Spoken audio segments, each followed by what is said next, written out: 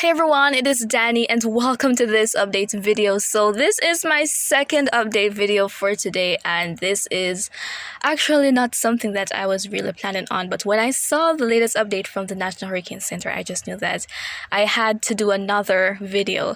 And so it is a brand new disturbance that is going to be entering the Caribbean, and it might become something very significant. And so we'll be taking a look at that as well as the two other disturbances that are out there very briefly for those, but the main focus of this video is going to be on that disturbance that is going to be entering the Caribbean. And so before I go into details,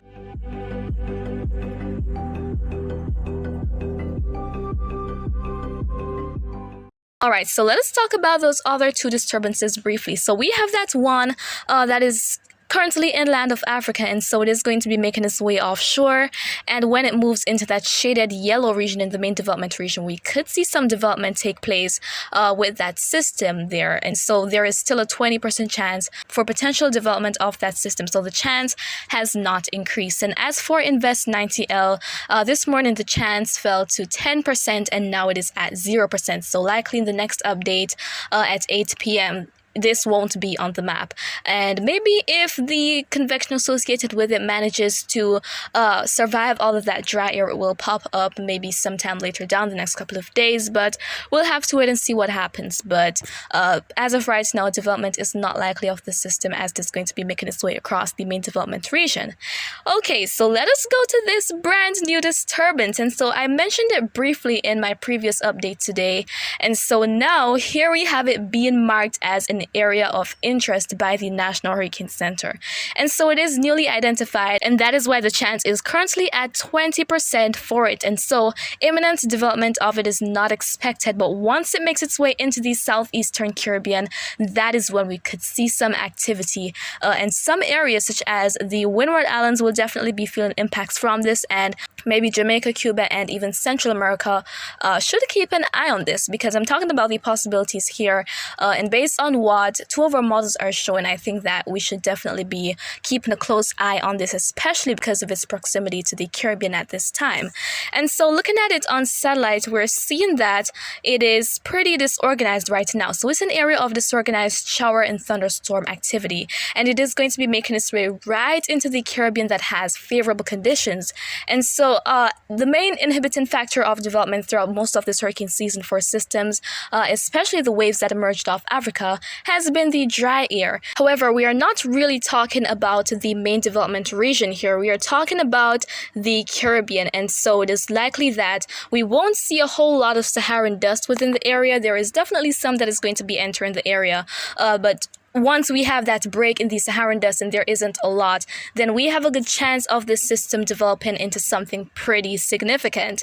And so let's go ahead and take a look at the ocean temperature map, and we're seeing that temperatures are definitely favorable for development of the system here. So looking in the southeastern Caribbean, we're mainly seeing that 29 degrees Celsius isotherm, and in even portions of the western Caribbean we see 30 degrees Celsius. So ocean temperatures are definitely favorable, because tropical cyclones need at least 26 and a half degrees Celsius, and here we are about 3 degrees Celsius above that. And so we definitely have to watch this system. And so the other thing we want to look at is the wind shear. And so this map is indicating that, and the green means that we have favorable shear across the area, the yellow means neutral, and the red means unfavorable. And so we're seeing that across the most of the Caribbean right now there is favorable shear.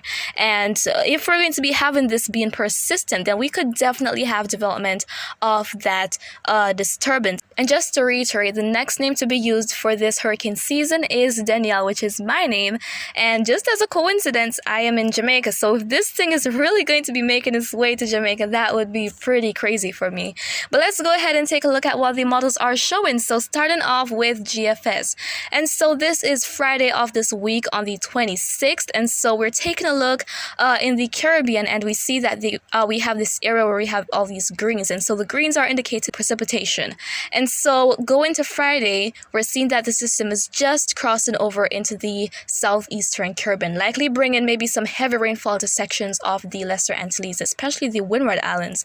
And so going to Sunday on the 28th, that is this coming Sunday, we see that GFS is expecting that this will start to intensify. We see a pressure of 1,004 millibars, and the lower the pressure is, the stronger the system, especially when you see those black lines called isobars being very close together, and there are a lot of them. That is when we are really seeing something developing here. But take a look at this. Tuesday of next week, a week from now, GFS is expecting that there will be a hurricane in this area just between Jamaica and Haiti. So we're seeing a pressure here of 977 millibars, and this is just pretty significant. By Wednesday, the model is expecting that it will be intensifying in the warm ocean waters. We see a pressure of 984 millibars, and the system might potentially make landfall in sections of Cuba, based on what GFS is showing here. And then going all the way out to next Saturday on the 3rd of September, GFS is expecting that this will be in the eastern Gulf of Mexico, going to make landfall. We see it intensify even further with a pressure of 940 millibars, and then eventually making its way up to the Florida Panhandle with a pressure of 947 millibars.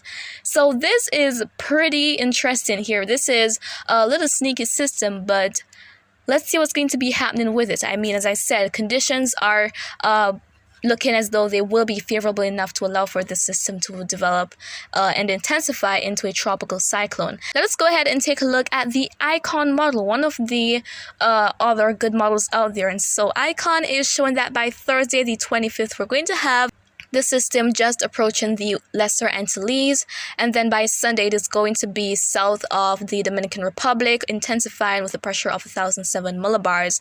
And then going to Monday the 29th of August, it is not expecting that it will be crossing just north of Jamaica, but it is showing that it will be just south of the island and making its way westward.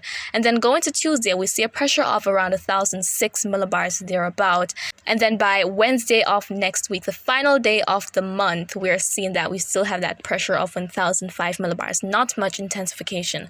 So contrasting GFS, ICON is not expecting that this will be something very major, but even a tropical depression is enough to do significant damage in an area, because in any tropical cyclone, the main problem is always with the water from that inundation of the coastline, that storm surge, and also the inland flooding as a result of all the heavy rainfall. And so guys, if you're in sections of the Lesser Antilles, especially the Windward Islands, please be aware of this and keep your eyes out, because this could definitely sneak up on us and be something pretty significant out there. And so again, the timing for this is about by Thursday, Friday thereabout, and then maybe by Monday or Tuesday of next week it is going to be close to the vicinity of Jamaica. What we're seeing now isn't guaranteed to take place, because there can be many changes, and so that is why I'm here to keep you guys updated on what is going on. And so that is really it for this updates video, and join me tomorrow morning for yet another update on what is going on out there. But if you found this video to be quite informative, please give a thumbs up, and you can share your thoughts in the comments or as a question. I'll try to respond as best and as soon as I can. And of course, remember to always be weatherwise.